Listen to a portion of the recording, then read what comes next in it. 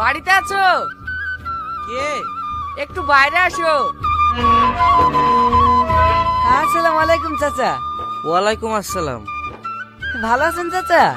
হ্যাঁ বাপ, ভালো আছি। বাড়িতে কজনের রোজা আছে? আমি আর তোমার চাচি। হে রাকেশ, চাচাকে 2টি প্যাকেট দে।